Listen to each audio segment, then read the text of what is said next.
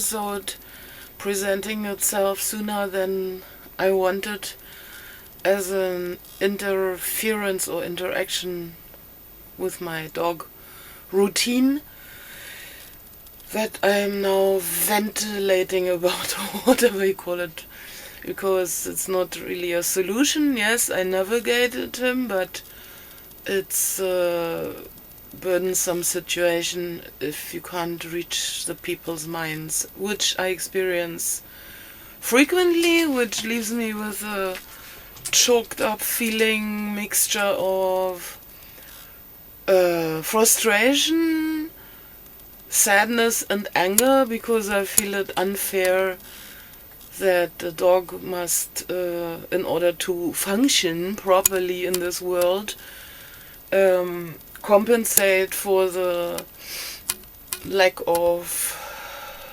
understanding, courtesy or intelligence of people, because that's for me totally out of balance. So the situation was, it was still raining. In the evenings we only go in front of the door for him to pee quickly, because in the evenings his alertness and protective instincts are intensified.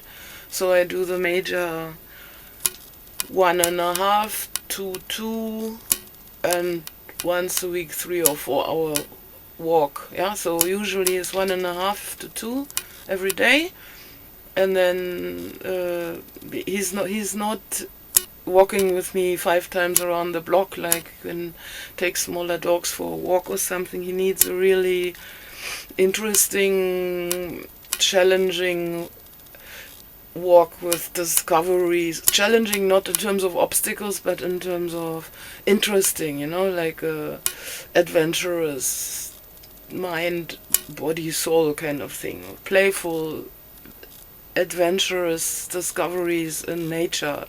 Land, water, not air, but jumping.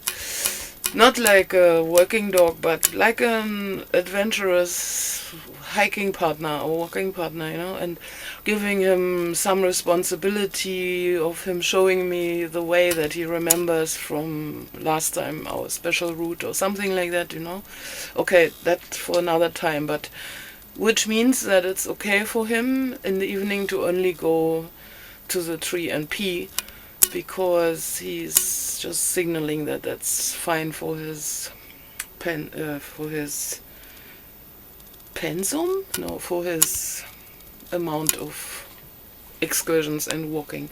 So now was our tree pee moment, and I have to navigate him through the passage to get outside in the apartment complex. And just as a precaution, so that no one can be afraid or complain, I give him a muzzle in the passageway until we reach the door outside. And because we only go and pee, I leave it on until we go back in. That's for the evening. During the day, then I take it off outside and put it back on for the passage. Because even though he knows the neighbors that live in the different apartments, there can always be parcel deliveries, or visitors, or small children that visit, or something unexpected. And they walk equally mindlessly, so I have to train the dog and the people how we can pass by each other, Not maybe all next to each other, but maybe behind each other, to just normal common sense stuff, which you would also stick to without a dog. And that's really pissing me off, that people are so mindless in this way, and he has to compensate. So now it's raining, we go outside. I already look down the windows in the passageway in the different levels of the staircase to have a peek whether someone's maybe approaching, or so that I rather stay back inside and wait until they found their way, or if there's something approaching, can always be.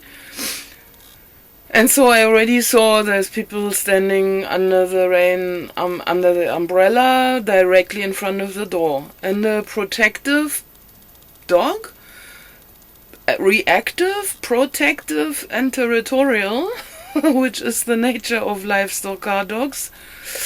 Then a passageway or any narrowing or blocking, whether it's physically or energetically or crossing or any of that, which you can also feel if you are sensitive as a human, that will be an irritant or a trigger. So the trigger will be for him to then get into a barking defense mode, kind of werewolf activity if it's exaggerated, tunnel vision. So our practice is for him as a dog that was depending on himself and his brother as he grew up the first year of his life in the streets, in survival mode, to slowly, the way our bond grows, to shift trust over to me and realize that I'm clearing the way, I'm taking responsibility, and he can be the dog to orientate himself. Yes, he can alarm me, but I'm going to negotiate the situation, because nee, jetzt nicht, Rico. It's again strangers in the passageway because they were visitors. So when they leave, he also notices it's Rico, komm mal rüber. Komm mal rüber. So, komm mal rüber. Setz dich. Okay. Yes, real life interfering. And so that's just the setting of the situation that I can already see now. I had to go outside the door, but someone's blocking, standing directly in front of the door by the house, not the apartment, but the house, outside the passages.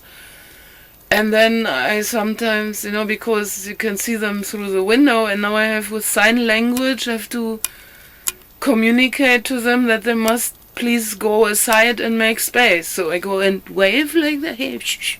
Or sometimes I hold up the leash, which is like a lounge, 5 meter long launch leash that I give him space to roam and then to make it shorter when I need more control. But so I hold that up for them to see and then point downwards. And by that time, because he's so sensitive, he sees the block. He sees how I'm... Bleib schön hier, Rico. Bleib hier. Bleib schön hier. So. So ist gut. Bleib schön bei mir. Ja. Komm rüber. He sees, because after our P3 excursion, he's still gonna get his chewing treat after his meal now. And he's wondering why there's a delay now. So he'll get attended to just now. Okay, so while I'm gesticulating behind the window door like that for the people to make space for us to pass, just enough distance is okay, a few steps meanwhile, because he's improving, we're practicing, and so. But the resistance, if they don't understand immediately what I mean, and then they stay there, huh? Man, this is so frustrating. Then I wave them off, they go a bit, and I say, nee, more, like completely. Okay, then I finally open the door, keep him very short to walk past. Then they go back to stand in front of the door. I say, nee, I'm just going to come back indirectly. Now, he's just going to be, yeah. I say, nee, not yeah, but that means I still need the same space to go back indoors. Holy crap. So that turbulence of energetic stir-up, the dog senses, of course, because it's me working against this resistance there, and no courtesy of maybe making space on their own, if someone wants to pass. That to me would be quite natural. Okay, we don't even have to think of natural any longer, it seems, but oh my goodness. Okay, so finally I go back inside, and then the one of them says, but why is he wearing a muzzle? I say, well, so that you don't have to be afraid. because I can't say because he would eat you or be defensive. Nothing ever happened, but that's my preventive measure and responsibility for people to feel safe, not to abuse the safety by now trespassing the space, but to be respectful, which they're not, and then asking, okay, so I said, well, so you don't have to be afraid, but we're not afraid. Yeah, okay.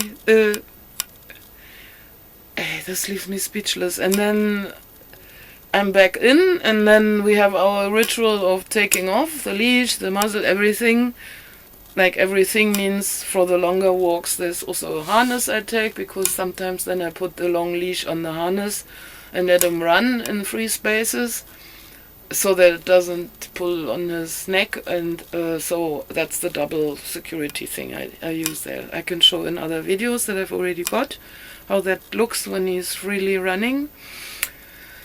Yeah, so then comes our ritual of I give him a hug and cuddle, and he stands there and waits, to receive it, which is also a huge progress, because in the beginning as a street dog he never got any petting, caresses, cuddling. He didn't know what it was. When I used to touch his coat, he would go like, yeah, like, what's that? It's too much contact, or he never knew, so I had to teach him basically to enjoy this, and that's why it's so sweet the way after taking off leash and collar he stands there and waits to get his portion of back massage and cuddles. And while I'm doing that, I'm talking to him gently by telling the situation that just happened, and for me to, as an outlet, but for him to have my voice and the connection. Of course he doesn't understand what I'm saying there, but I tell him in a calm way, and for me it's like a rewinding of, okay, this is what it was like, and I'm so proud of you, you did it well, and that's what I'm telling him then, or I'm telling, well, this was really a challenge and so difficult, but you did well, and I understand, because it is, and it's unfair also, and it may seem like a small interference, but I'm asking myself, how can this law in nature be that I look out the window, everything's clear, the moment I go, something is out there, now I'm back, everything's clear, it's some kind of a rule, what it seems, that you get confronted with these interferences for some learning purpose or something. And yes, we're making progress, and my gorge, importantly, is always to compare him with himself earlier on, and not with other dogs, or how he should be, or how this world wants things to be, but how, from his point of view, this world is a challenge, and we are very similar and feel similar things as challenging, like these respectless boundary space invasions, space trespassings. Yeah, in this case it was only not allowing for space. Often it's just things coming our way and invading the space. So for him it's like a upfront attack of dogs without leash come running our way, or bicycle food deliverers with turban and masked, closed slit of eyes only visible. It's like a danger for him to have them coming up front to us with the e-bike noise and rattling cargo boxes. That's so crazy. On the sideway, pedestrian sidewalk crossing, and you can never calculate on a four-way crossing which way are they going to turn. Then they turn the other way, and then they think, oh nee, it's the wrong way, they turn around, and it doubles the effect, so it's really crazy at times. And then all I do is in the evening for maybe 2 minutes let him pee by the tree, everything's quiet, and exactly in that moment something like that. So it's just an example. I didn't know it was gonna be so quick I could give another example. I thought I have to wait till tomorrow's walk, where plenty is coming my way.